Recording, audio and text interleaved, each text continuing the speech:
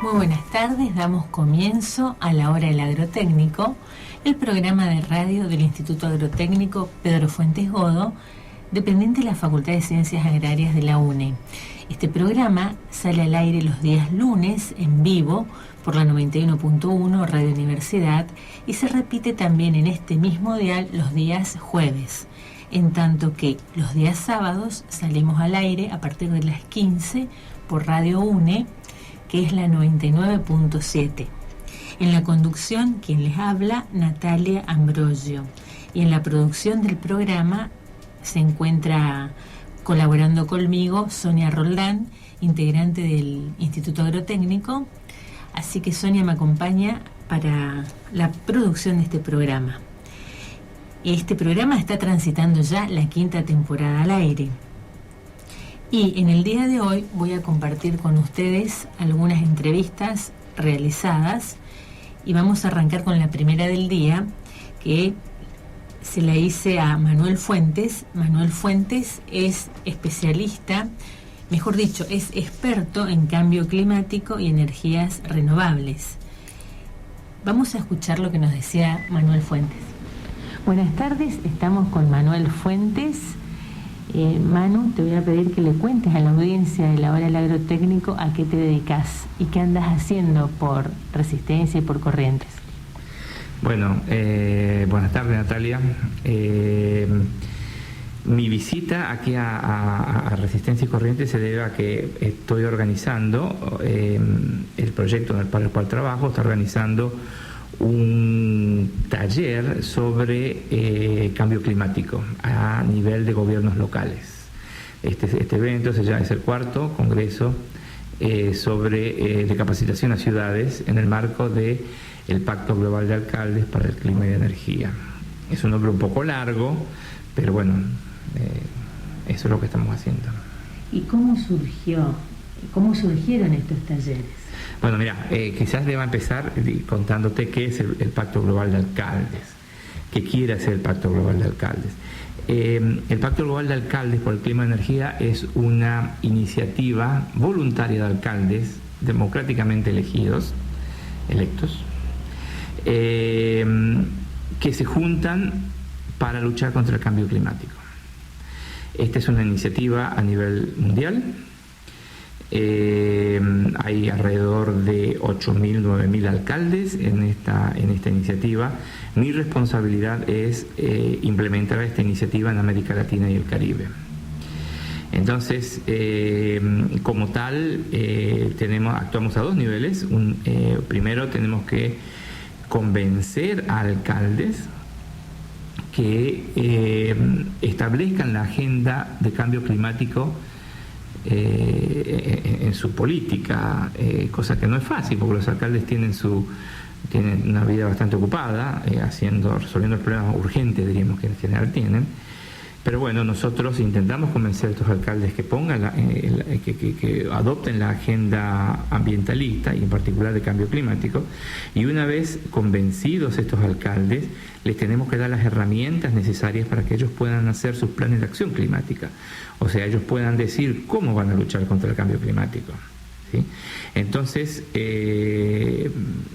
quizás debería decir que este proyecto en el que estoy trabajando está financiado por la Unión Europea. Entonces, parte de nuestro presupuesto lo destinamos a apoyar a los alcaldes a los alcaldes y a sus cuadros técnicos, ¿no? A través de cursos de capacitación. Entonces nosotros nos apoya, hay un instituto muy grande en la Unión Europea que se encarga de hacer la ciencia atrás del cambio climático y sobre todo la ciencia atrás de los planes de acción, cómo uno tiene que o un municipio o un gobierno local tiene que encarar el tema de cambio climático y cuáles son las acciones que a nivel local se pueden hacer. Bueno, este instituto se dedica a estudiar esto y ellos nos apoyan a nosotros. Entonces ellos vienen a América Latina cuando nosotros les pedimos, cuando organizamos estos talleres, y dan cursos de capacitación. Entonces nosotros, este es el cuarto, porque nosotros empezamos en Godoy Cruz, Mendoza. Empezamos en el 2017, luego el año pasado organizamos un taller regional en Lima, Perú, y otro en Costa Rica, San José, Costa Rica. Siempre bajo el mismo modelo, los municipios que ya están en el pacto, que ya han hecho su compromiso de pertenecer al pacto, cuentan sus experiencias, o sea, son estudios de casos para motivar a otros alcaldes, y viene la gente de Europa a dar capacitación técnica a los cuadros técnicos, ¿no? Para enseñarles o para orientar, no enseñar, pero para orientar cómo se hacen planes de acción climática. Este es el cuarto. Elegimos aquí la ciudad de Corrientes porque como ya habíamos hecho en el sur de Argentina, o bueno, el centro oeste, ahora nos toca el noreste, además porque es mi ciudad, entonces, o está cerca de mi ciudad, entonces bueno. Y el próximo va a ser en Brasil, y esperamos hacer un par más de estos de aquí al 2020. ¿Intendentes de qué localidades esperan que estén presentes? Vamos a hacer primero un homenaje. Argentina fue el primer país a nivel mundial que tiene municipios que ya tienen planes de acción aprobados. O sea, como dije, todo este movimiento empezó en el 2017, nosotros empezamos a trabajar, ni bien comenzó el proyecto, ya empezamos el proyecto nuestro tiene su sede en Brasil, entonces Brasil y Argentina fueron donde nosotros comenzamos. Y ya había bastante trabajo hecho en Argentina, entonces nos basamos en ese trabajo hecho, los apoyamos a esos intendentes y bueno, ellos son los que ya son 11 que tienen ya sus planes de acción climáticas aprobados, a nivel global, a nivel mundial. O sea que queremos homenajearlos, van a venir los 11. Sería muy injusto pues no me acuerdo los 11 de memoria. Claro. Me acuerdo dos que son destacados, a nivel de Argentina son muy destacados. Uno es Godoy Cruz, un intendente joven, dinámico, Godoy Cruz Mendoza, de Gran Mendoza. Él va a venir, fue uno de los más entusiastas que tenemos en Argentina y a nivel regional. Y otro es la intendenta saliente de Rosario, Mónica Fein, que ella es uno de los pilares que hay en Argentina a nivel intendente en la lucha contra el cambio climático. Ellos vienen también, van a venir los otros 9, y además vienen otros municipios que otro intendente o representante del intendente que no tienen sus planes de acción climáticos terminados, pero están avanzados. Entonces vienen a aprender de la capacitación que nos va a dar la gente de la Unión Europea. Hay muchos, vienen de Asunción, viene el alcalde de Asunción, y va a venir representantes de Uruguay, van a venir, así que van a venir representantes de Bolivia, de Brasil también. Entonces de repente se convirtió en un evento no solamente regional noreste, sino regional un poquito más expandido. O sea que es internacional, de hecho, el Congreso ahora. Sí, y lo que yo te iba a preguntar era cuáles van a ser los temas que van a desarrollar en el marco del taller. Bueno, el primer día vamos a tratar temas de mitigación. O sea, ¿sabes? Hay dos grandes pilares de lucha contra el cambio climático. Primero es mitigación al cambio climático y el otro es adaptación al cambio climático. Nosotros tenemos que mitigarlo y adaptarnos porque ya es irreversible lo que el ser humano ha hecho, ya es irreversible. Entonces, en general los planes de acción climática tienen dos componentes. Tiene la componente de mitigación y la componente de adaptación.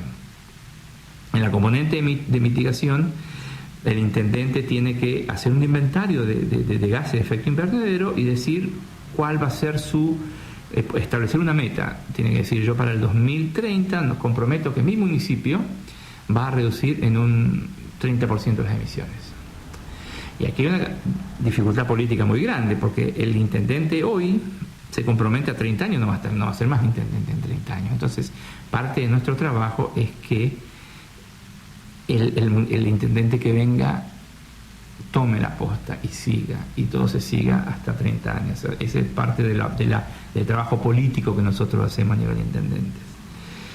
Entonces, pero a nivel técnicos, los técnicos de hoy tienen que saber cómo hacer un plan de mitigación, cuáles son los programas de mitigación, energías renovables, pueden hacer recolección de residuos, manejo de residuos, generación de metano, o sea, todo eso es mitigación, evitar que haya gases de efecto invernadero. La otra pata es adaptación. Entonces, y ahí es donde hay mucho trabajo hecho, pero disperso quizás. El INTA hace mucho trabajo, el Instituto Agrotécnico hace estos trabajos quizás no sean, ellos no digan estoy trabajando en adaptación, pero los trabajos que hacen están ligados directo al manejo de suelos. Esa adaptación, si uno no maneja el suelo adecuadamente, cada vez tenemos lluvias más potentes y más intensas, el suelo se lava. Entonces el manejo de suelo tiene que estar orientado hoy día a ese tipo de lluvias que estamos teniendo cada vez más. Entonces quizás uno diga no, nosotros no hacemos adaptación, pero sí se hace adaptación. Entonces el primer día va a ser mitigación, orientado a mitigación, primer día y medio, y el segundo día y la mitad del tercero va a estar orientado a adaptación, ¿sí? Con mucha participación. Nosotros queremos, yo creo que nosotros en este continente sabemos más cosas de las que nosotros pensamos que sabemos. Quizás necesitamos a alguien que venga afuera y nos ordene un poquito las ideas nada más, pero nosotros sabemos mucho aquí. En particular hay mucho trabajo en la UNE, yo creo. Entonces los europeos van a venir, van a hacer su curso de capacitación, pero nosotros también vamos a mostrar lo que nosotros hacemos, y va a haber mucha participación en ese sentido. Se tienen planeadas, no se tienen planeadas grandes exposiciones así de tipo clase, sino más bien trabajos grupales y buscarle la vuelta a nivel grupal a los problemas que tienen en común los intendentes, básicamente. Bueno, Manu, te voy a hacer una última pregunta, aprovechando que es tu especialidad, y también para que nos actualices en cuanto a cómo va la cosa. ¿Cuál es la situación del cambio climático hoy en el mundo y en la Argentina? Bueno, en el mundo, para empezar, lo más difícil, porque la verdad mucho no puedo decir a nivel mundial, porque todos nosotros, o sea, leemos los diarios a cada rato, vemos los desastres naturales que hay en muchas partes del mundo. Yo he estado trabajando, hace 4 años trabajé en un pueblo de Mozambique que desapareció. Hubo un ciclón y el pueblo no está más. Estaba en la costa índica de Mozambique, ¿no? Entonces eso nos da una pauta de que, y hubo otro, así uno tras del otro, se estaban empezando a recuperar de una paca, te cayó. Pasan al Caribe muy seguido, un huracán atrás de otro, sequías por algunos lugares, esas grandes quemas que hay que se ven inclusive desde los satélites, ¿no? Se ven las quemas que hacen los. Entonces, a nivel mundial bastante desastroso, diríamos, ¿no? Vemos se están desprendiendo cada vez más glaciares. Por primera vez se ha logrado llegar de oriente a occidente, cruzando a través del Ártico. Y eso fue porque se abrió un canal navegable. En todo el casquete del Ártico se abrió un canal navegable. Entonces ahora se puede navegar a través del Ártico.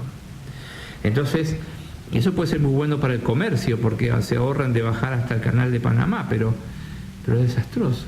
Es desastroso porque el nivel del agua está aumentando. Eso implica que los océanos se hacen cada vez más dulces, porque el agua es agua dulce el que cae, ¿no? Sí. Entonces no solamente aumenta el agua, sino que el agua se dulcifica. Al dulcificarse el agua cambian las corrientes marinas, cambian los gradientes de temperaturas, el niño se intensifica, el niño y la niña se intensifican, y esto es un círculo vicioso, ¿no? Que hasta ahora el hombre no sabe cómo parar. Los acuerdos políticos no son suficientes, los países que más emiten no están dentro de los acuerdos, que son Estados Unidos y China. Entonces es bastante dramático lo que pasa a nivel mundial. A nivel de Argentina, debo decir que hay un plan de adaptación en Argentina. Nosotros tenemos nuestros compromisos determinados, en los cuales la Argentina se compromete a reducir un porcentaje bueno de reducción de CO2. Quizás haga falta, este último gobierno, o el gobierno actual, diríamos, todavía no es último, dice que ellos han hecho un gran esfuerzo en instalar energías renovables. Ahí están, fue un plan muy bueno de energías renovables. En adaptación, el INTA está haciendo también sus esfuerzos sobre todo en adaptación en Argentina. Pensamos principalmente en producción en nuestra producción agropecuaria, ¿no? Entonces es ahí donde uno tiene que actuar más. Si bien hay que cuidar las ciudades todavía, ¿no? Porque las ciudades también uno tiene que ser capaz de vivir ahí, pero es donde quería vivir, que es donde yo quería ir. Primero, el INTA está haciendo trabajo a nivel nacional y agropecuario, y yo creo que sobre todo los intendentes están bastante concientizados en Argentina. Aquí hay una red que se llama Red Argentina para la lucha contra el cambio climático. Es una red que tiene su base en Rosario y ha estado apoyado por la Intendencia de Rosario. Por eso hace un ratito dije que la intendenta Mónica Fein ha sido uno de los baluartes en Argentina a nivel local para la lucha contra el cambio climático, porque ella, a través de su intendencia, personalmente apoyó no solamente a Rosario, sino a todos los municipios de la Argentina. Ellos están haciendo un trabajo hace varios años muy bueno, y hay en Argentina, tenemos los primeros 10 o 11 planes de acción sobre la Argentina. Entonces tenemos un buen trabajo de base a nivel intendencia. Por supuesto faltan muchas intendencias más, falta seguir apoyando a organizaciones como esta red, hay mucho por hacer, muchísimo por hacer, pero y lamentablemente lo estamos haciendo quizás a una velocidad que vamos un poco lentos, diríamos, pero se están haciendo cosas, diríamos. Es lo importante. Que es lo importante. No bajamos las manos, no se bajan las manos, se sigue trabajando. Y sí, eso. Bueno, muchas gracias, Manu. No, nada.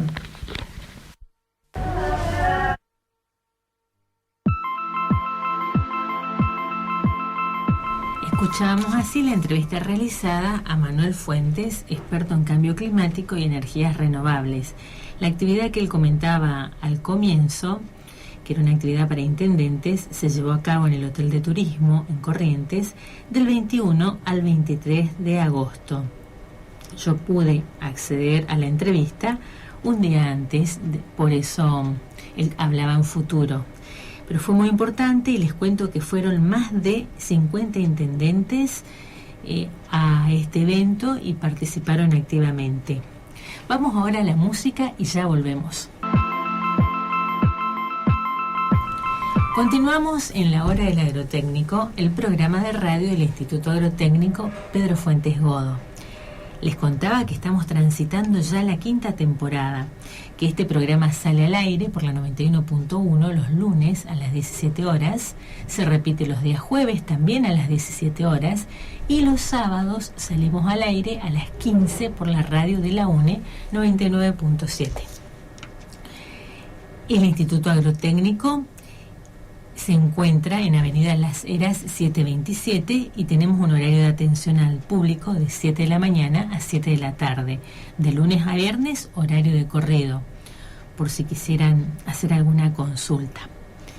Bueno, y ahora este momento del programa es un momento culinario. Lo interesante es que una de nuestras oyentes, que nos escucha todos los lunes, quiso participar. Y yo le agradezco de corazón que haya querido participar haciendo el aporte de esta receta. Vamos a escuchar a Carmencita, con la receta que nos va a brindar. Cumandá queso es una comida paraguaya. Los ingredientes son porotos negros, marrones o porotos manteca, un cuarto más o menos, y una taza de arroz, un poquito más, y queso cremoso, unos 200 gramos más o menos. Cebollita de verdeo, morrón también un pedazo picadito, y provenzal, y sal a gusto. Poner la noche anterior en remojo los porotos. A la mañana siguiente lavarlos y poner a hervir en una olla con más o menos 2 litros y medio de agua. Y por supuesto con todas las verduritas. Cocinar a fuego moderado y cuando el poroto esté blando, agregar el arroz, más o menos una taza, más o menos la medida que dije. Cuando está casi listo el arroz, se apaga el fuego y agregarle el queso cremoso en daditos. Dejar reposar un rato y servir. Riquísimo, riquísimo.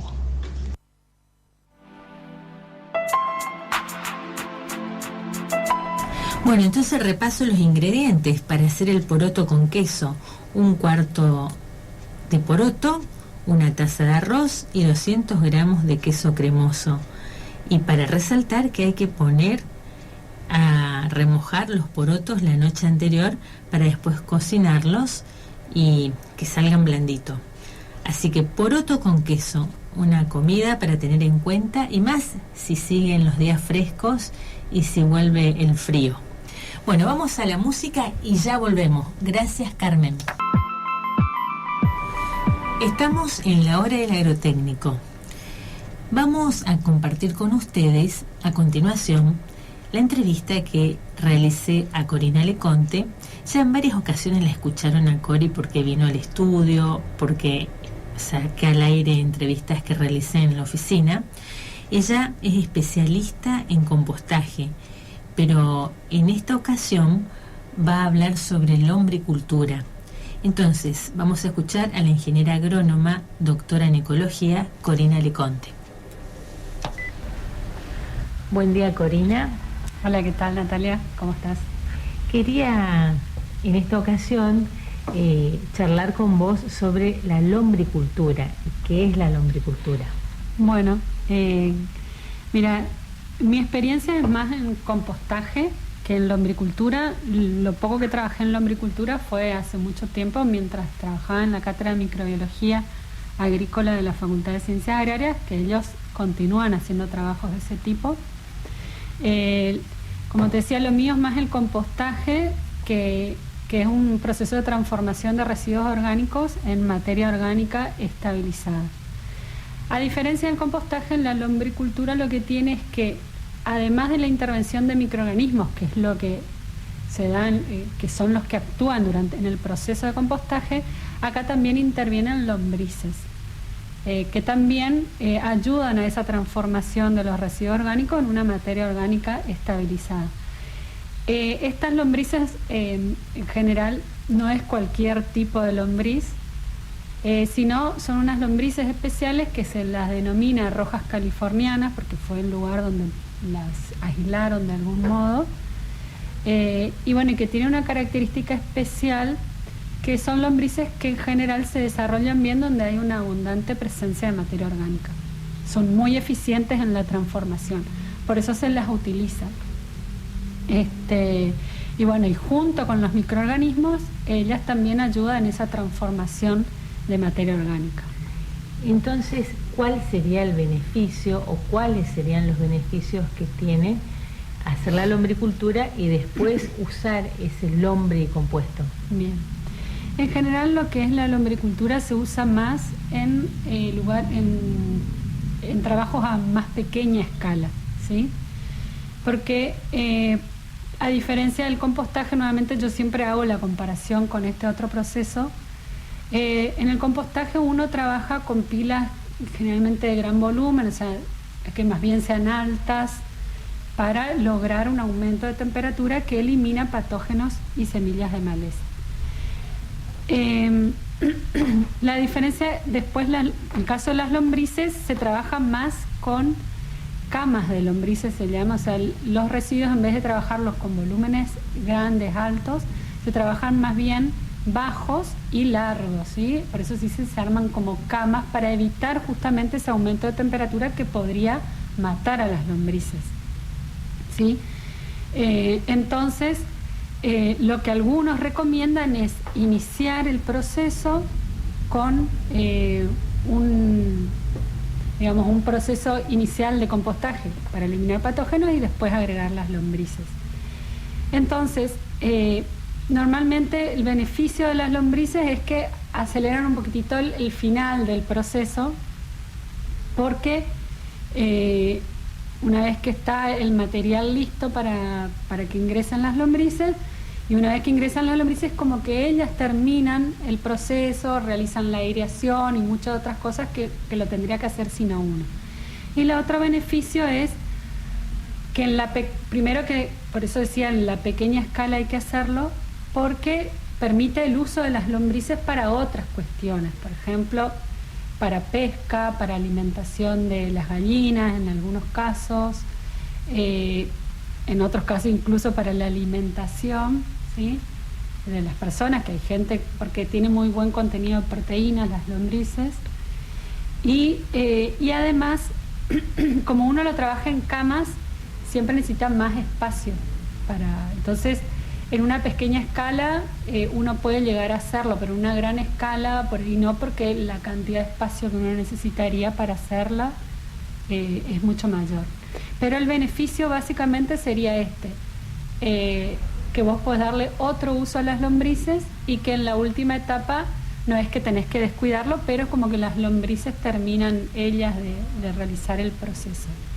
¿Y qué volumen habría que poner de materia orgánica y qué cantidad de lombrices? Bueno, en general se trabaja con lo que te decía, camas que pueden tener un largo, el que vos puedas realizar. Generalmente tiene un largo de 20 metros, 30 metros, depende de tu espacio, pero la altura que tiene que tener es de unos 30 centímetros o menos, 20, 25 centímetros como mucho, ¿sí?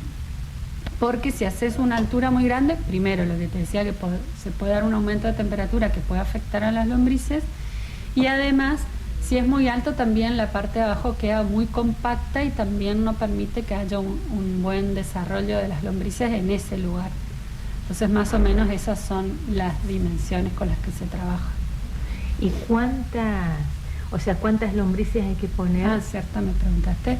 En general, depende de con qué velocidad vos quieras ir trabajando. Lo que se considera es que normalmente las lombrices comen su propio peso por día, y se considera un promedio que la lombriz pesa alrededor de 1 gramo. Entonces depende de la cantidad de residuos, también es la cantidad de lombrices. Si vos querés que tenés, por día generás 500 gramos de residuos y tenés 500 lombrices, aproximadamente decís, en un día te lo procesarían, ¿no? Pero normalmente uno tiene que tener cuidado también con la cantidad de lombrices, porque si pone demasiadas y no tiene suficiente cantidad de residuos para que ellas procesen, las lombrices se terminan yendo buscando otro material y las vas perdiendo. Entonces, normalmente lo que uno hace es empezar, sobre todo en la pequeña escala, con un núcleo por lo menos de unas 200, 500 lombrices, aunque tenga mucha más cantidad de residuos, porque ellas se multiplican muy rápidamente. Y entonces, y sobre todo cuando uno está recién empezando, conviene trabajar con ese número para uno poder ir agarrándole la mano, ¿no? ¿Cómo se hace entonces el lombricompuesto? ¿Cuáles serían los pasos a seguir? Bueno, hay muchos que dicen que normalmente que preparan directamente la cama y esperan un tiempo para hacer el ingreso de lombrices, porque hay algunos que consideran que la misma lombriz es capaz de eliminar patógenos. Pero hay otros autores que dicen que no es suficiente con la lombriz, Entonces recomiendan primero hacer un proceso de compostaje y después agregar las lombrices. O sea, no un proceso de compostaje completo, sino cumplir con esas primeras etapas de altas temperaturas, trabajando en un volumen grande, y una vez que se cumplen por lo menos unos 15 días con altas temperaturas, ahí sí estirar de algún modo el material en las camas para que esa temperatura baje y para ahí recién incorporar las lombrices. Lo que normalmente se hace no es colocar las lombrices y mezclarlas con el residuo, porque si el residuo no está listo, podés matar las lombrices, porque durante la transformación microbiana de los residuos se van liberando distintos ácidos, se libera amoníaco y eso afecta a las lombrices. Entonces lo que se hace una vez que uno estira el material, se hace lo que se denomina una prueba de lombrices. O sea, se toma un puñado de unas 5 o 10 lombrices, se las coloca arriba de la cama, se las tapa porque las lombrices les hace mal la luz y se espera un momento. Al ratito se levanta y se ve cómo están las lombrices. Si las lombrices ingresaron, está indicando que el material está listo para que ellas empiecen a trabajar.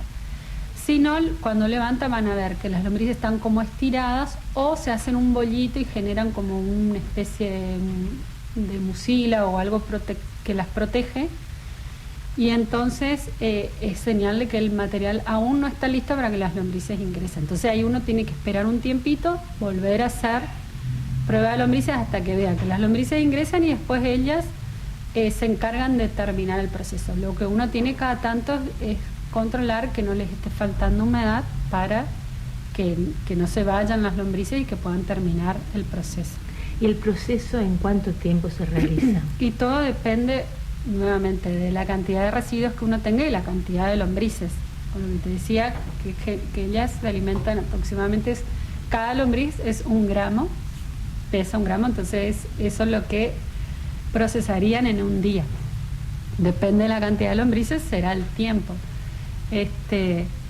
Y bueno, lo que normalmente uno hace, como puede llegar al principio a desconocer el tiempo según el material que tenga, lo que siempre se hace es, una vez que ingresan las lombrices, también siempre tener disponible material nuevo, que lo que se suele hacer es, si nosotros tenemos una cama larga, generalmente a veces no se carga la cama completa en un día, entonces a veces se van colocando tandas de residuo y al lado tandas nuevas. Entonces, las lombrices, una vez que terminan de procesar esa primera tanda, solas van pasando a la segunda tanda y así siempre hay comida disponible para las lombrices. Y así evitas que en algún momento se te vayan si faltara material. Cuando uno llega al final de la cama, en el inicio se vuelve a colocar material nuevo y así se continúa con el proceso. Bueno, muchas gracias.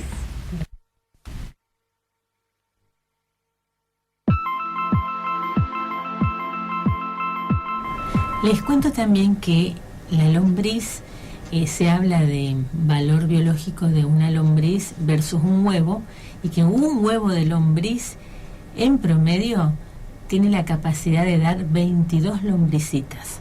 Entonces vale más conservar un huevo que una lombriz al momento de criarlas. Bueno, vamos a escuchar un tema musical y ya volvemos. Continuamos en la hora del agrotécnico y ahora, para dar paso a un momento de humor en esta tarde, un momentito de humor con un cuento de don Luis Landricina. Y un poquito de humor siempre hace bien. Así que vamos a terminar el programa de hoy de esta manera. Nos vamos a volver a encontrar la semana próxima a las 17, día lunes, para hacer el programa en vivo de la hora del agrotécnico. Que terminen ustedes muy bien esta tarde. Nos despedimos con un poquito más de música para ustedes.